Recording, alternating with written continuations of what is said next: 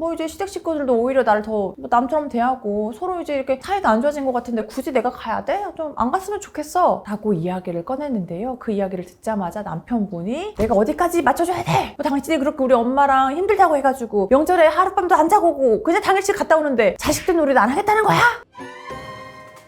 안녕하세요. 여러분의 입장에 맞는 맞춤 솔루션을 제시해드리는 양날의 변호사입니다.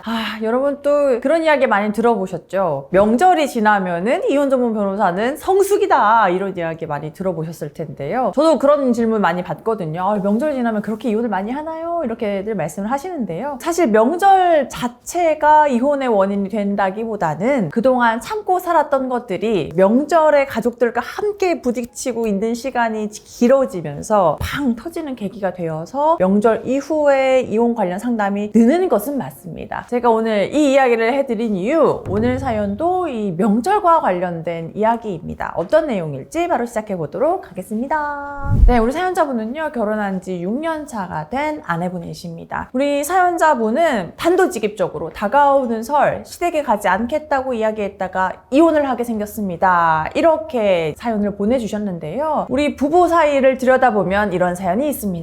결혼하고 이제 6년 차니까 처음에 결혼하고 1년, 2년, 3년 이 정도 됐을 때에는 매 명절 때 당연히 시댁을 방문했다고 하십니다. 그런데 시댁에 가면 명절 내내 기분이 너무 안 좋으셨다고 해요. 왜냐면 뭐 시어머니가 맨날 다른 집 며느리는 음식도 잘하고 뭐 용돈도 얼마 챙겨준다고 하는데 아유 우리 집은 그런 게 영 없어. 이렇게 뭔가 매번 기분 나쁜 이야기를 하나씩 하는데 그걸 옆에서 남편이 같이 듣고도 그냥 아무렇지 않은데 넘기고 나는 그게 계속 마음에 걸리고 이런 자잘한 일도 있었던 거죠. 그리고 시누이가 한 명 있는데 아니 시누이가 시집을 안 가서 명절 때 늘 이제 함께 있는데요. 아니 일을 뭐 도와주면 뭐 도와주는 대로 있으면 좋을 텐데 뭐 열심히 일을 도와주는 것도 아니면서 언니 설거지 이런 식으로 하면 어떡해요 기름때 남게 언니 우리 집은 명절 때 음식 이런 식으로 안 해요 언니 왜 이렇게 매번 오면서 자꾸 이렇게 실수를 하세요 이렇게 하면서 도와주는 척 하면서 막상 도와주는 것은 없으면서도 입으로만 이것저것 시키면서 마치 자신이 시어머니인 것처럼 나를 일을 시키는 것 같은 시누이의 태도가 너무 마음에 들지 않았다고 합니다. 어찌됐든 잘 버티고 있었는데 재작년 명절 때 큰 이슈가 있었다고 합니다. 아니 명절 내내 열심히 일을 해서 남편이 여보 방에 좀 들어가서 쉬어 라고 이야기를 해서 방에 들어가서 쉬고 있었는데 갑자기 한 2시간쯤 지났을 때 시어머니가 대뜸 문을 열고 들어오더니 아유 며느리가 상전이야 너는 명절 때 하는 것도 없으면서 시댁에서 와가지고 그리고 잠이나 자고 싶니? 아유 이렇게 이야기를 하면서 나간 겁니다. 그리고 남편은 거실에서 시어머니가 그렇게 이야기하는 것을 들었어요. 그래서 우리 사연자분은요 아니 여보 당신이 쉬라고 했다고 이야기 좀 해주면 안 돼? 라고 이야기를 했더니 아니 내가 그 상황에서 자기 편을 들면 엄마랑 자기랑 사이가 더 안 좋아지니까 그냥 네 죄송합니다 이러고 말면 되는 걸 뭘 또 그렇게 이야기하는 거야. 다음부터는 그냥 오해 살 일을 안 만들면 되잖아.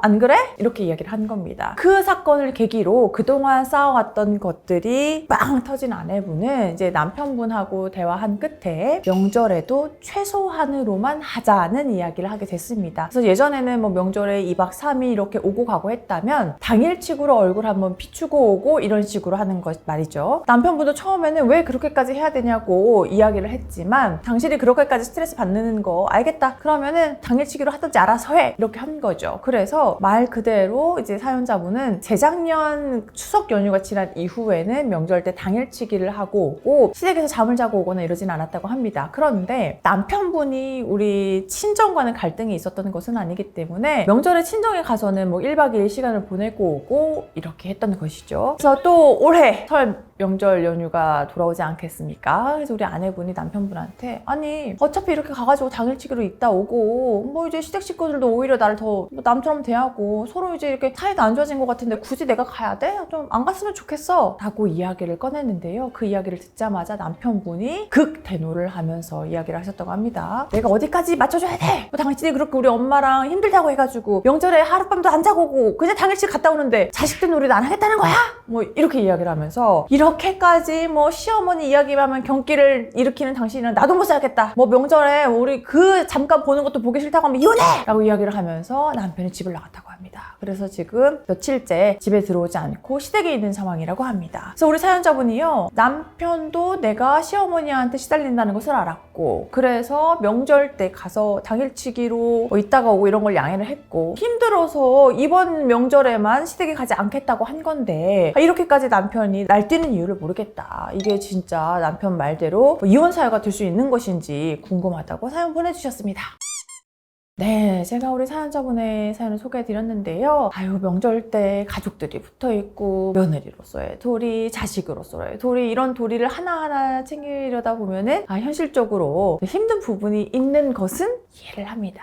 그런데 제가 이혼소송 상담을 오시는 분들께 늘 말씀드리는 것들이 있어요. 내가 속상해서 꾹꾹 참고 견디다가 빵 터져서 나도 이제 모르겠다 하고 내 도리를 내려놓는 순간, 그때부터는 유책 사유가 생길 수 있다. 도리어 나에게, 이렇게 말씀드리거든요. 아내분이 그동안 시누이 또 시어머니한테 부당한 소리를 듣고 속상한 이야기를 듣고 무시하는 듯한 이야기를 들었다. 그런데 내가 그렇게 해주지 않았으면 좋겠어요 라고 완곡하게 이야기를 했는데도 그런 일들이 반복되어 왔다면, 그런 것들을 증거로 모아서 이혼소송을 진행하실 수가 있습니다. 그런데 이제 중요한 것은 귀찮아, 나 이제 안 가 라고 이야기했고, 남편분도 그래, 당신이 그렇게 스트레스를 받는다면 그래, 당일만 갈게, 이렇게 이야기를 하면서 또 남편은 또 친정에 할 수 있는 도리를 다 하고 있었거든요. 남편은 이렇게 어찌 되었던 아내를 이해해 주려고 하고 친정에도 사위된 노릇을 다 했는데, 아내분이 나 이제 명절에도 안 가고 굳이 인사 안 하고 싶어 라고 이야기를 하면서 시댁 식구들과 절연을 하는 순간, 그때부터는 남편이 이렇게 중재를 해줌에도 불구하고 며느리 된 도리를 다 하지 않으려는 상황으로 역전이 되는 겁니다. 그래서 그렇게 된다면 우리 사연자분이 오히려 유책 배우자가 될 가능성이 높아진다, 이렇게 말씀드릴 수 있겠습니다. 그래서 다소 불편하다고 하시더라도, 아무리 또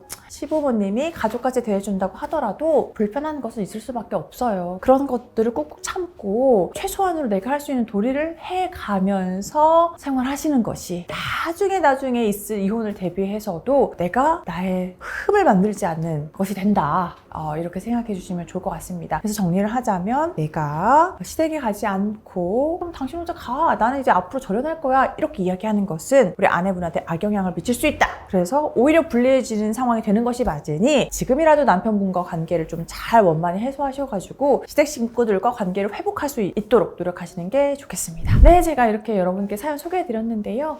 비슷한 일을 겪고 계신 여러분께 도움이 되셨으면 좋겠습니다. 오늘 사연 도움 되셨다면 좋아요, 구독, 알림 설정 부탁드리겠습니다. 감사합니다.